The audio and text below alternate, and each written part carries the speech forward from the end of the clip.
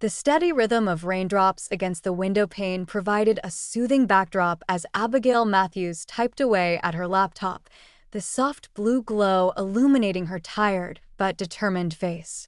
At 34, she carried herself with a quiet dignity that belied the struggles she faced daily. Her small apartment, though modest, was immaculately kept. Photos of her 7-year-old daughter, Lily, adorned every surface, each capturing a moment of pure joy that fueled Abigail's resolve. "Mom, I finished my math homework," Lily announced, her pigtails bouncing as she padded into the living room in mismatched socks. She placed her notebook on the coffee table with care, as if presenting a masterpiece. Abigail's face softened instantly. "Let me see, sweetheart." She pulled Lily onto her lap, wrapping her arms around her daughter's small frame. The scent of strawberry shampoo filled her senses as she examined the neat rows of division problems. "This looks perfect. You're getting so good at this." Lily beamed, revealing a gap where her front tooth had been just days ago. "Ms. Patel says I might be ready for the advanced group soon." "Of course you are." "You're brilliant," Abigail replied, planting a kiss on the crown of her daughter's head. She glanced at the clock on the wall. 9:15 p.m. "Time for bed, my little mathematician. We need to be up early tomorrow for Grandma's birthday brunch." A flicker of hesitation crossed Lily's face. "Will Aunt Sophia be there?" Abigail paused, carefully choosing her words. "Yes, honey. The whole family will be there." "Even Uncle Jackson?" "Yes, even Uncle Jackson." She kept her tone neutral, though the mention of her sister's husband sent a familiar knot of tension to her stomach. Lily nodded solemnly, wisdom beyond her years in her eyes. "I'll wear my pretty blue dress then. Grandma says I look like a princess in it." Later, after tucking Lily into bed in their shared bedroom adorned with glow-in-the-dark stars Abigail had meticulously arranged to form real constellations, she returned to her work. The freelance graphic design project was due in 2 days, and she needed the money. The child support checks from Lily's father had become increasingly infrequent before stopping altogether 6 months ago. Abigail rubbed her temples, fighting the onset of a headache. Tomorrow's family gathering loomed like a storm cloud on the horizon. Her mother's suburban Chicago home had once been her sanctuary, but ever since Sophia married Jackson Bennett, investment banker, Harvard graduate, and her mother's undisputed favorite family gatherings had become exercises in endurance. Her phone buzzed with a text message. "Mom, don't forget to bring the gluten-free rolls tomorrow. Sophia can't have gluten now. And please, wear something presentable. The Hendersons will be dropping by." "No, please, no, thank you." Not even a mention of the elaborate birthday slideshow Abigail had spent weeks creating. She set her phone face down without replying and continued working, the clicking of her keyboard punctuating the silence of the night. The Bennett home sprawled across a corner lot in Highland Park, an imposing Tudor with manicured hedges and a circular driveway where luxury cars were parked in a neat row. Abigail's modest Honda Civic looked painfully out of place as she pulled up, the passenger seat laden with carefully wrapped presents and the requested gluten-free rolls. "Remember what we practiced?" Abigail asked, meeting Lily's gaze in the rearview mirror. Lily nodded. "If someone says something mean, I take a deep breath and think about our special place." "That's right. And where's our special place?" "The planetarium." Lily's face lit up. "Where the stars tell stories and nobody can hear you whisper." Abigail smiled. "Perfect. Ready to go in."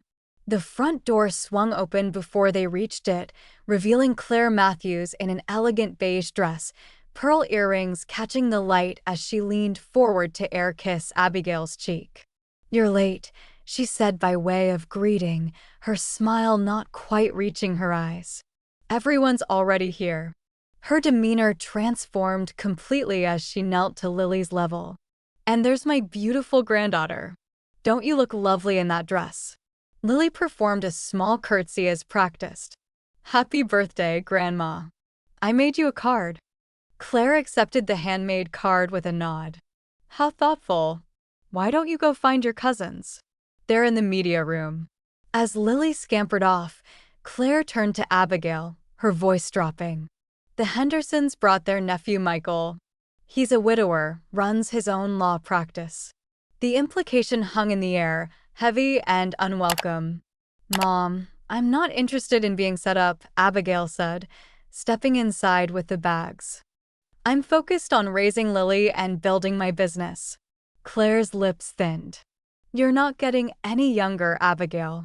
And Lily needs a father figure. Lily is doing perfectly fine, Abigail replied, the edge in her voice carefully controlled. Where should I put these rolls? In the kitchen. Sophia's helping the caterer arrange the appetizers. Claire gestured vaguely before turning to greet another guest. The kitchen was a hive of activity, dominated by Sophia's commanding presence as she directed the catering staff with the precision of a field general. At 31, she embodied everything Claire Matthews valued: polished, poised, and perfectly aware of her effect on others. Finally, Sophia said upon noticing Abigail, "Did you bring the rolls?" Abigail placed the package on the counter. Right here. Gluten-free as requested. Sophia inspected the package with a critical eye. These aren't the artisanal ones from Wheatfields. Wheatfields was closed. These are from Mason's Bakery. They're just as good. Well, let's hope they're edible. Jackson's mother is very particular about her bread. Sophia turned back to the caterer. The crudite platter needs to be refilled. And make sure the champagne is properly chilled this time. Abigail was about to leave when Sophia called after her. Oh, by the way, Mom wants to talk to you both about something after the cake. Try not to disappear early like you usually do. The gathering proceeded as expected, polite conversation punctuated by subtle reminders of the hierarchy within the Matthews family. Abigail found herself cornered by the widowed lawyer as Claire had intended, enduring his monologue about property law while watching Jackson hold court in the living room, regaling guests with stories of his latest business triumph.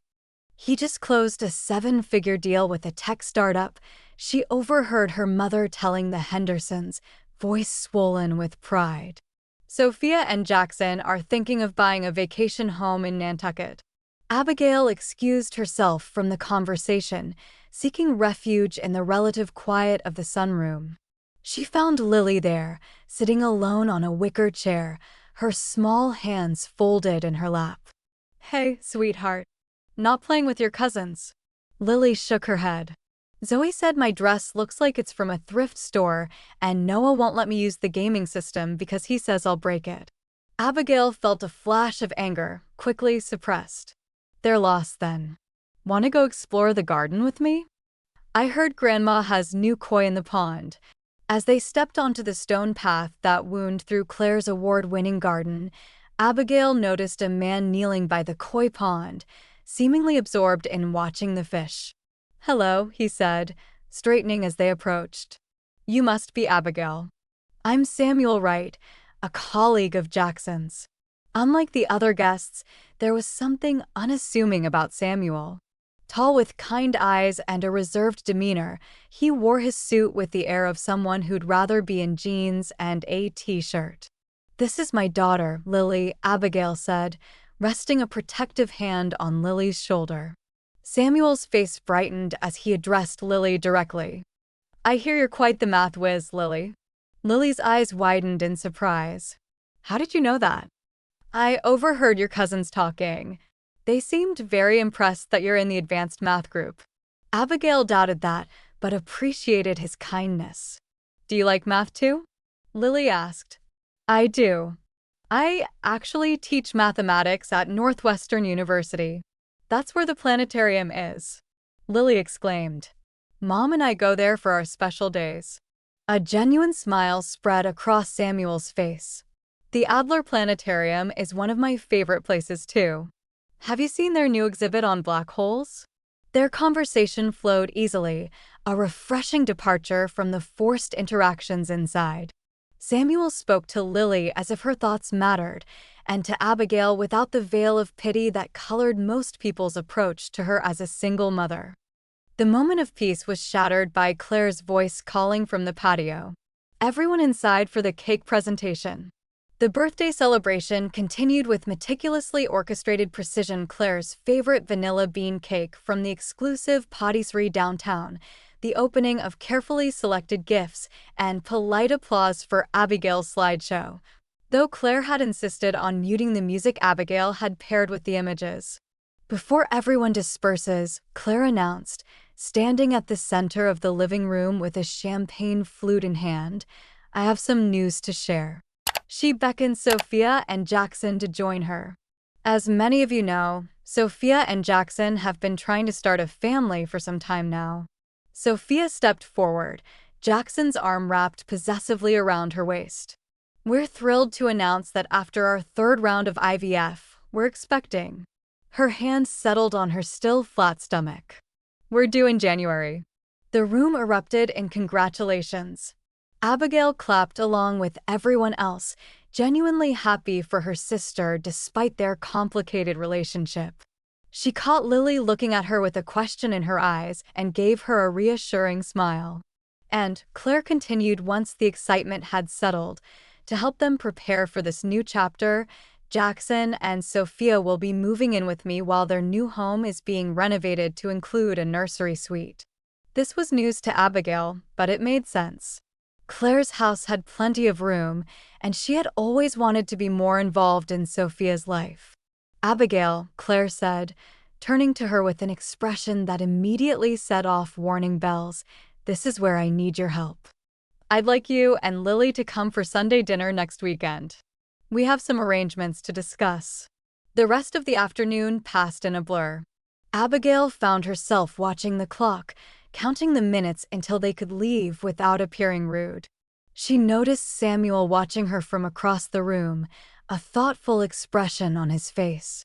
He approached as she was gathering her things to leave. "It was nice meeting you and Lily," he said, his voice low enough for only her to hear. "Family gatherings can be intense." Abigail let out a small, surprised laugh. "That's one word for it." He hesitated, then added, "I'm giving a public lecture at the planetarium next Friday. It's about the mathematics of celestial navigation. Might be something Lily would enjoy if you're free." Before she could respond, Jackson appeared, clapping a heavy hand on Samuel's shoulder. "Sam, there you are. The guys are heading to the den for cigars. You in?" Samuel glanced at Abigail. "Actually, I was just." "He'll join you in a minute," Abigail interjected smoothly. "Professor Wright was just telling me about a lecture at the planetarium that might interest Lily." Jackson's expression flickered with something like annoyance before settling back into his usual charm. "Always the academic, Sam. Don't be too long, these are Cuban." He strode away without waiting for a response. "Friday at 7, Samuel said quickly. "No pressure, of course." Abigail found herself nodding. "We'll try to make it." The following Sunday, Abigail and Lily arrived at Claire's house exactly on time. The atmosphere was different, no other guests, just family. Claire, Sophia, and Jackson sat in the formal living room, a united front on the oversized leather sectional. "Thank you for coming," Claire began after cursory greetings were exchanged. "Lily, why don't you go upstairs and check out the new games in the media room while the adults talk?" Lily looked to Abigail for guidance. "Go ahead, sweetheart. I'll call you when dinner's ready." Once Lily had disappeared upstairs, Claire leaned forward, hands clasped in her lap. "As I mentioned last week, Jackson and Sophia will be moving in while their renovation is underway. The contractor estimates 4 to 6 months. Abigail nodded. "That makes sense. You have plenty of room here." "Well, that's the thing," Claire continued. "With the baby coming, we've been discussing the best arrangement for everyone, and we've decided that Jackson and Sophia will take the east wing, my bedroom, the guest room, and the blue room." The blue room. The room that had been Abigail's throughout her childhood and teen years. The room that Claire had preserved exactly as it was when Abigail left for college, right down to the honor roll certificates on the bulletin board and the collection of Austen novels on the bookshelf. "You're giving them my old room?" Abigail asked, confused. "But why would they need 3 bedrooms?" Sophia exchanged a look with Jackson before answering. "We need 1 room for us, 1 for the nursery, and 1 for Jackson's home office. He'll be working from home 3 days a week now." "But what about your study, Mom? Or the sunroom? Either would make a perfect office space." Claire waved a dismissive hand. "The study is too small for Jackson's needs, and the sunroom doesn't have proper climate control for his equipment." Something wasn't adding up. "What about the West Wing bedrooms? There are 2 perfectly good rooms there." A thick silence fell over the room. Jackson cleared his throat. "Actually, those rooms are being repurposed as well. 1 for Claire's new crafting studio, and the other for our in-home gym." Abigail stared at them, realization dawning slowly. "So where exactly will Lily stay when she visits?" "She's always used the blue room." Claire straightened in her seat. "That's what we wanted to discuss. Given the circumstances, we think it would be best if Lily used the pull-out sofa in the den when she visits. It's just temporary, of course." "The pull-out sofa?" Abigail repeated, disbelief coloring her voice. "My daughter has to sleep on a couch while there are 5 bedrooms in this house?" "It's just for a while," Sophia interjected. "Once we move into our new place, things will go back to normal." 6 months is not a while to a 7-year-old, Abigail countered, struggling to keep her voice even. "And what about her things?" "Her books, her special blanket, the nightlight that helps with her anxiety." Jackson shifted, impatience crossing his features. "Look, Abby, it's not like Lily stays over that often anyway. What is it, once a month? Twice at most? Kids are adaptable. She'll be fine on the couch for a few visits." The casual dismissal of her daughter's comfort and sense of belonging hit Abigail like a physical blow. This wasn't just about a bedroom, it was about Lily's place in the family, about whose needs mattered and whose could be set aside. "I see," Abigail said, her voice unnaturally calm. "And I suppose you've already made these arrangements? When does the blue room get cleared out?" Claire had the grace to look slightly uncomfortable. "The movers are coming on Tuesday. I've boxed up most of your old things for storage. Anything sentimental, you're welcome to take home today." It was already decided. Without consultation, without consideration. The message couldn't be clearer. Sophia's comfort, Jackson's convenience, and a grandchild that wasn't even born yet took precedence over Lily, who had been visiting her grandmother in that room since she was a toddler. "Mom, could I speak with you privately for a moment?" Abigail asked, rising from her seat. In the kitchen, away from Sophia and Jackson, Abigail turned to her mother. "Do you understand what message this sends to Lily? That she's an afterthought, that she doesn't deserve the same consideration as everyone else in this family." Claire sighed, the lines around her mouth deepening. "Don't be so dramatic, Abigail. It's just a sleeping arrangement." "No, it's not. It's about respect. It's about valuing my child as much as you value Sophia's unborn baby. That's not fair. I love Lily just as much as..." "As what, Mom? As much as you love Sophia? As much as you'll love her baby? Because your actions tell a different story." Abigail shook her head. "You've always treated us differently, but I never thought you'd extend that treatment to our children." Claire's expression hardened. "I have done everything for you, Abigail. Who helped you when David left? Who offered to let you move back home when you couldn't afford rent? Yes, with conditions. With constant reminders that I had failed, that I should have tried harder to make my marriage work, that I was a disappointment." Abigail's voice cracked. "I didn't accept your offer because I couldn't bear to see Lily grow up feeling the way I felt in this house, like she was never quite good enough." The kitchen door swung open, revealing Jackson. "Everything okay in here? Dinner's getting cold." Abigail straightened, decision made. "Actually, we won't be staying for dinner. Please call Lily down for me." Jackson's eyebrows rose. Seriously? You're going to make a scene over sleeping arrangements. It's not about the sleeping arrangements, Jackson. It's about respect. When Lily came downstairs, Abigail took her hand with a gentle squeeze. We're going to head home early, sweetheart. Lily's face fell. But what about Grandma's special dinner? We'll have our own special dinner at home. Say goodbye to everyone. As they made their way to the door, Sophia followed. Abigail, you're overreacting. It's a comfortable sofa bed, and we'd make it special for her. Abigail turned, meeting her sister's gaze directly. Would you let your child sleep on a sofa while there were empty bedrooms in the house? Would you accept that for your baby? Sophia didn't answer, and in her silence, Abigail found all the confirmation she needed. The following Friday, despite her misgivings about accepting Samuel's invitation so soon after meeting him, Abigail found herself at the planetarium with Lily, whose excitement couldn't be contained as they took their seats for the lecture.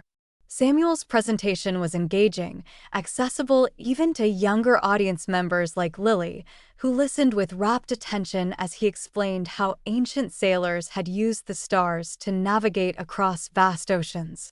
After the lecture, he spotted them in the crowd and made his way over. "You came," he said, sounding genuinely pleased. "What did you think, Lily?" "The part about the North Star was my favorite," she replied earnestly. "I want to learn all the constellations now." "That's a worthy goal. Perhaps we could start with the summer triangle. It's visible tonight, if you'd like to see it." They made their way to the observatory level where several telescopes were set up for public viewing.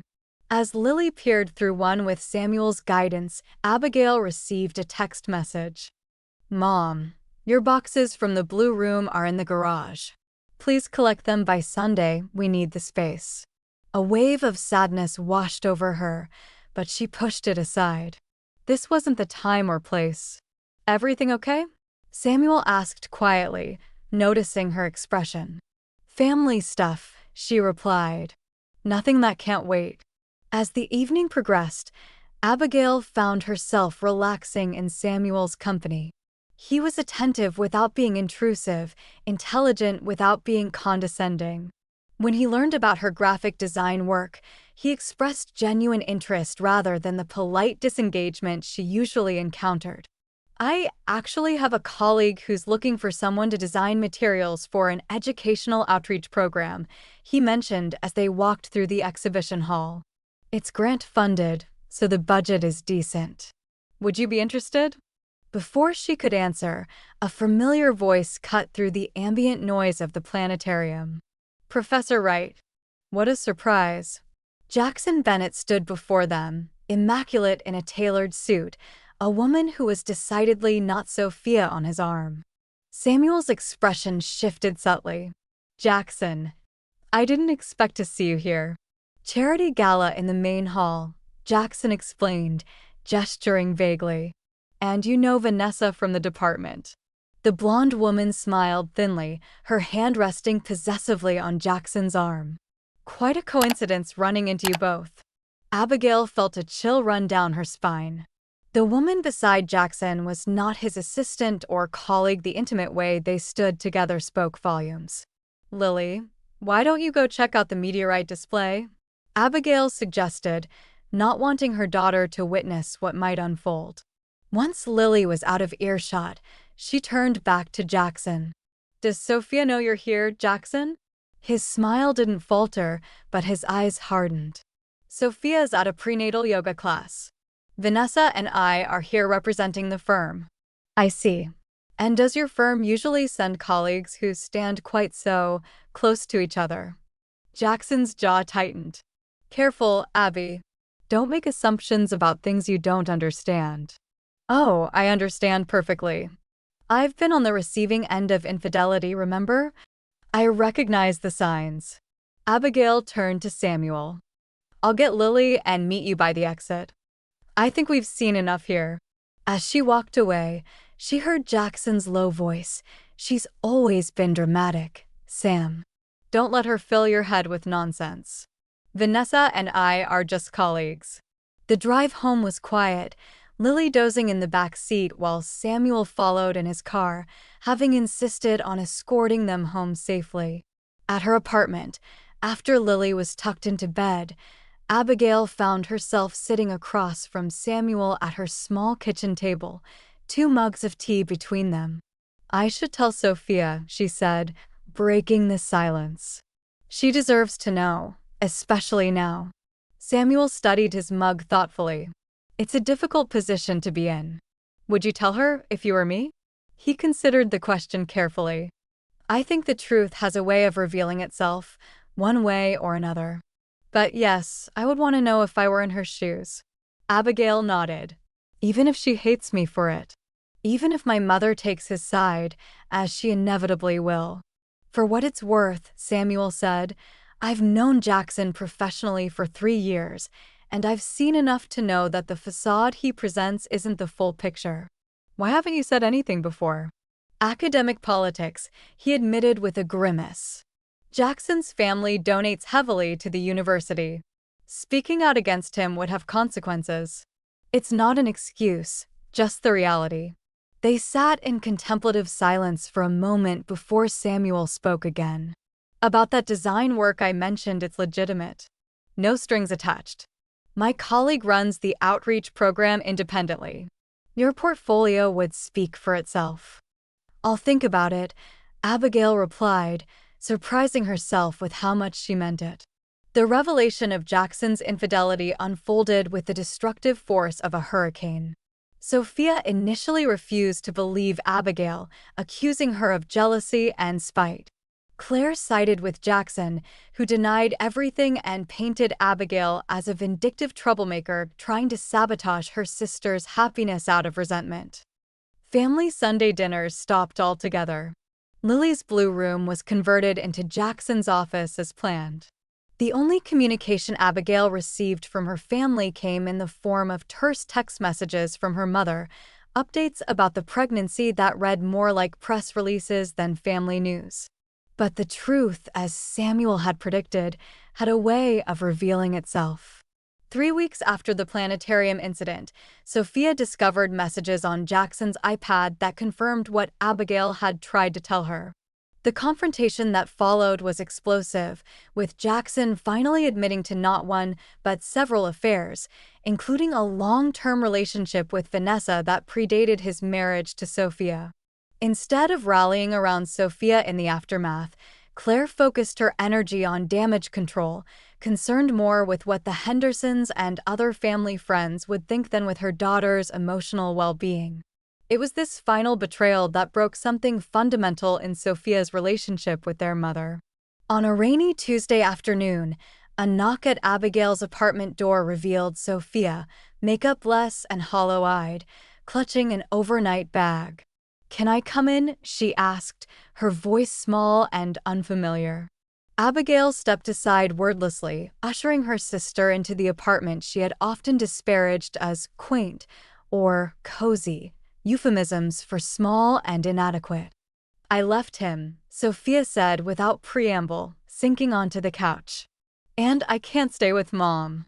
She's already talking about counseling, about working things out, about what people will say if I leave while pregnant." She looked up at Abigail, vulnerability raw on her face. "I didn't know where else to go." "You can stay here as long as you need," Abigail replied, the offer coming without hesitation despite their complicated history. The couch pulls out into a bed. A sound between a laugh and a sob escaped Sophia. "The irony isn't lost on me." When Lily came home from school an hour later, she approached her aunt with cautious curiosity. "Are you going to live with us now, Aunt Sophia?" "Just for a little while, if that's okay with you." Lily considered this seriously. "You can share my constellation ceiling if you want. It helps when you're sad." The simple kindness of a child who had herself been deemed unworthy of a proper bedroom broke something open in Sophia. She wept then, truly wept, as Abigail had never seen her do, not when their father died, not at her wedding, not even when she'd suffered previous miscarriages. Lily, wise beyond her years, simply held her aunt's hand until the storm passed. In the weeks that followed, a new dynamic emerged. Sophia, stripped of the protective layers of privilege and preference, revealed a vulnerability and strength Abigail had never recognized in her sister. She attended her prenatal appointments alone, filed for divorce with quiet determination, and began looking for a place of her own. "I never thanked you," she said one evening as they washed dishes side by side, "for telling me the truth about Jackson, even when no one else would." Abigail passed her a plate to dry. "You're my sister. Despite everything, that means something." "I haven't been a very good one." "No," Abigail agreed, the honesty between them too valuable now for platitudes. "But neither of us was taught how to be." Samuel became a regular presence in their lives, first through the design work he had connected Abigail with, then through shared meals and museum visits with Lily. His steady, unassuming kindness provided a counterpoint to the drama unfolding with the rest of the Matthews family. When Claire finally reached out, demanding a family meeting to sort things out before the baby comes, it was Samuel who offered to accompany them for moral support. The gathering at Claire's house had the tension of a hostage negotiation. Claire had positioned herself as the mediator, though her allegiances were clear in the way she had set the table Jackson at her right hand, an empty chair for Sophia beside him, as if the divorce proceedings weren't already underway. "I've invited you all here because we need to put this unpleasantness behind us," Claire began once everyone was seated. "For the sake of the baby, if nothing else." "Mom," Sophia interrupted, one hand resting protectively on her now visible bump, "this isn't unpleasantness. That can be swept under the rug." Jackson cheated repeatedly. "The marriage is over."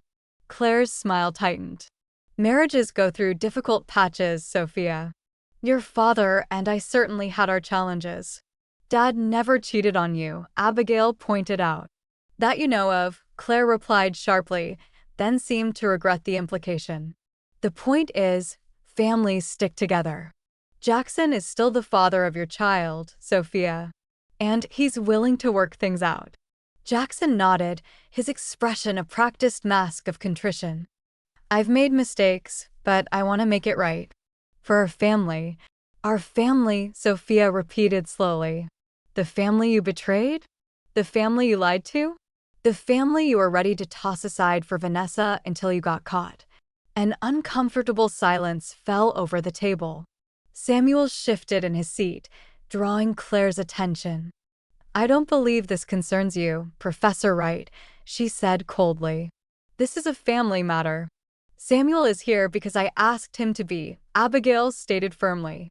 "And frankly, Mom, after how you've treated both of us and Lily, I'm not sure you get to decide who belongs at this table anymore." Claire's face flushed with anger. "How dare you speak to me that way in my own home? After everything I've done for you, for both of you." "What exactly have you done for us, Mom?" Abigail asked, years of suppressed hurt rising to the surface. "You favored Sophia over me our entire lives. You dismissed my career, my choices, and worst of all, you dismissed my daughter, your granddaughter, when you decided her comfort and sense of belonging were less important than Jackson's home office." "That's not fair," Claire protested. "I love Lily. I've always been generous with her." "Generous with presence, maybe, but not with what matters: respect, attention, a place in your home that's truly hers." Abigail stood, unable to remain seated any longer. "And now you're doing the same to Sophia, choosing a man who betrayed her over your own daughter's well-being." Samuel cleared his throat. "If I may," he said quietly, "I believe what Abigail and Sophia are asking for isn't unreasonable. They want acknowledgement of the hurt that's been caused, and respect for the decisions they're making now." Jackson scoffed. "Stay out of this, Sam. You don't know the first thing about our family." "Actually," Samuel replied evenly, "I know quite a bit. I know that both Abigail and Sophia are remarkable women who deserve better than they've received. I know that Lily is an extraordinary child whose worth can't be measured by which bedroom she sleeps in. And I know that you, Jackson, have been involved with at least 3 women from the university while married to Sophia, because they've all filed complaints with the ethics committee. The room fell silent as the implications of Samuel's words sank in. What ethics committee? Claire demanded. The one at Northwestern that reviews faculty and donor conduct, Samuel explained. Jackson isn't just facing a divorce, he's facing a university investigation for using his position and influence inappropriately. The Bennett's name might disappear from the science building very soon. Jackson half rose from his chair. You son of a... Careful, Samuel cautioned. Your reputation has already taken quite a hit. Don't make it worse by threatening a colleague in front of witnesses. It was Sophia who broke the tension, pushing back from the table with deliberate calm. I'm leaving now, Mother. When you're ready to support me and my choices without conditions, you know where to find me. Abigail and Samuel followed her out, Lily between them, leaving Claire and Jackson in stunned silence. In the driveway, Sophia turned to Abigail. I didn't know you felt that way all these years. About how Mom treated you. I learned to live with it, Abigail replied. But I couldn't bear to see the same thing happen to Lily. I'm going to do better, Sophia promised. For my baby, for Lily, for us. We deserve better than what we've accepted. 1 year later, the gallery space hummed with conversation as attendees moved from one display to the next, champagne glasses in hand. Abigail's exhibition, a series of digital and mixed media pieces exploring family dynamics and healing, had drawn an impressive crowd for its opening night. The New York Times reviewer just arrived, Samuel murmured, appearing at her side with a glass of sparkling water. She's already spent 20 minutes.